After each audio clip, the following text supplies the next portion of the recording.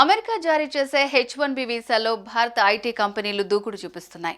మొత్తం H1B వీసాల్లో 5ంట ఒక వంతు మన సంస్థలే దక్కించుకుంటున్నాయి. అమెరికాలో సేవలందిస్తున్న భారత సంతతి ఐటీ కంపెనీలకు అమెరికా ఇమిగ్రేషన్ డిపార్ట్మెంట్ 5వ వంతు H1B వీసాలు జారీ చేసింది.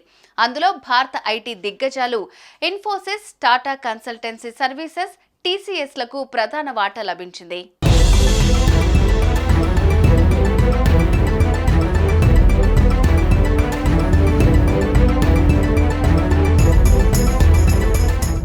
సిటిజన్షిప్ అండ్ ఇమిగ్రేషన్ సర్వీసెస్ గణాంకాల ప్రకారం గతేడాది ఏప్రిల్ నుంచి సెప్టెంబర్ వరకు మొత్తం 1,30,000 H1B వీసాలు మంజూరు చేసింది.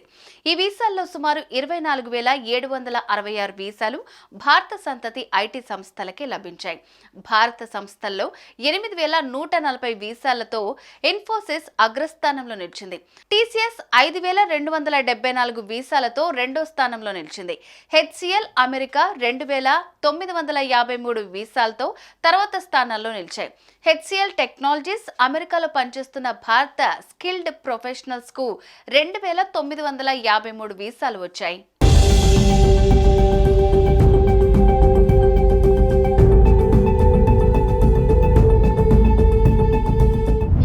H1B వీసాల కేటాయింపులో అమెరికా ఈ-కామర్స్ జెయింట్ అమెజాన్ కు 9,265 వీసాలతో టాప్ ప్లేస్ లో నిలవగా ఇన్ఫోసిస్ రెండో స్థానంలో నిలిచింది. గతంలో చెన్నై ప్రభుత్వం న్యూజెర్సీ కేంద్రంగా హెడ్ క్వార్టర్స్ కాగ్నిజెంట్ సంస్థ 6,321 వీసాలు మంజూరుతో మూడో స్థానంలో ఉంది. ఈసారి 1,634 వీసాలతో విప్రో, 1,200 వీసాలతో టెక్ మహీంద్రా కొంచెం వెనకబడ్డాయి. అమెరికాలోని ఐటీ కంపెనీల్లో పనిచేసేందుకు ప్రత్యేక వర్క్ ప్రొఫెషనల్స్ కు ప్రతి ఏటా జారీ చేసే తాత్కాలిక వీసా ప్రోగ్రాం H1B వీసా భారత ఐటీ దిగ్గజ సంస్థలు ఇన్ఫోసిస్, TCS, HCL టెక్నాలజీస్, విప్రోలు అత్యధికంగా ఈ వీసాలు పొందుతుంటాయి.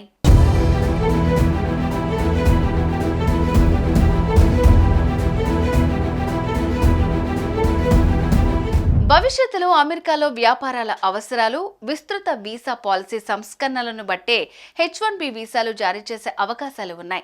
తొలుత అమెరికా అధ్యక్షుడిగా పనిచేసిన కాలంలో డొనాల్డ్ ట్రంప్ H1B వీసాల జారీ ప్రక్రియను కఠినతరం చేశారు.